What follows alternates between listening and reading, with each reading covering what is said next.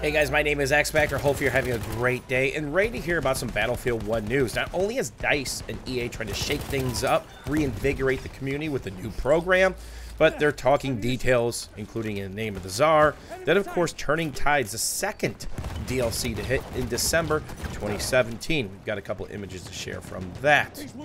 But it's no secret that Battlefield 1 has been struggling when it comes to player counts. This is the peak concurrent player counts averaged out over the months, and you can see a steady decline with PS4 leading the way, Xbox One being second, and PC being in the green, with some small spikes showing when more than likely there's a DLC or of course big patch or free map dropping.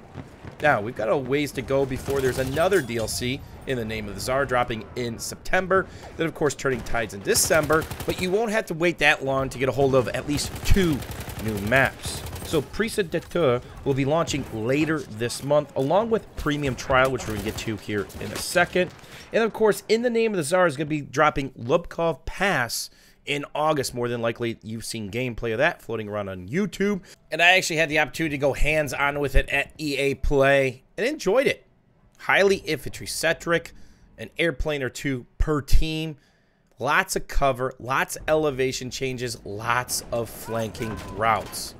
A fun map. It's like kind of like an outdoor Amiens without as many buildings, obviously. So DICE did a pretty good job with the elevation and cover to make that map interesting. So it should mix things up a little bit. So as talked about before, what's next on the Battlefield radar is the release of Prédateur and the Premium Trial program, which is different from Premium Friends. If you have a friend that has Premium, somebody from your community, or is just in squad with you, you currently, and based on when DICE and EA turn this on and off again, because they've done that several times, have access to any Premium map and mode. Now, I don't believe that you keep any of your progression for anything you do, but at least you're on the maps and the modes, and again, it only takes one person within the party to have Premium.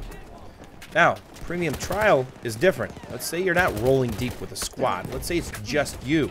Well, now, for limited time, you are going to have access to Prédateur, Nivelle Knights, and any map or mode from the They Shall Not Pass DLC, which is awesome, but there are several limitations.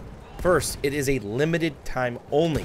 We don't know if it's going to be a day, 3 days, a week, 2 weeks. We do know it's going to be starting back up as well, which is going to be right before Gamescom and once again in September. So that's 3 different times between now and September that this program is going to be going. The next thing, any sort of progression that you make, whether you pick up a weapon from the DLC or one of the new maps and you're running around with it, you keep none of that progression unless you purchase Premium. And then that progression will carry over. So again, the limitation of time, we don't know what it's going to be. 1 day, 3 day, a week, 2 weeks, and of course, your progression. Those are the downsides to it. But more than likely, what DICE is trying to do is to push more Premium sales. We all know that the community has been bifurcated for multiple Battlefield titles. The good news is this: EA seems to be changing their actual model when it comes to Star Wars Battlefront 2. All DLCs, all maps, all modes, all heroes are free. The only thing you can purchase is crates or boxes, and of course aesthetics and maybe unlocks and shortcuts, much like you can do for previous Battlefield titles, including Battlefield 1. So anything that is available in the crates is not only purchasable, but available via the grind, much like Battlefield 1 is now. And hopefully this entire process, or what DICE and EA are trying to do, helps with player counts. On the PC side, it's extremely tough to quick match into a game of Frontlines, Operations, and even sometimes Conquest. There's been multiple times where we've been stuck in a South American server or Europe where pings are 130 to 180 and it's not enjoyable, or we're waiting for lobby to launch for Operations or Frontlines and it takes 10 to 20 minutes, if at all, oftentimes pushing us back to Conquest. I thoroughly enjoy Operations in Battlefield 1. I really enjoy Frontlines, but sometimes it's almost impossible to find a server, which then, of course, Conquest gets a little bit old, specifically because of the Conquest system was changed from previous Battlefield titles. It used to be he who had the majority of the flags put the enemy team on a ticket bleed, forcing their hand to push to get the majority of the flags. So if it's a 5-flag version, you needed 3 or the pain train was coming. Now that they've redone it a couple times, you get basically a participation medal. If your team has 1 flag, the enemy team's on a bleed.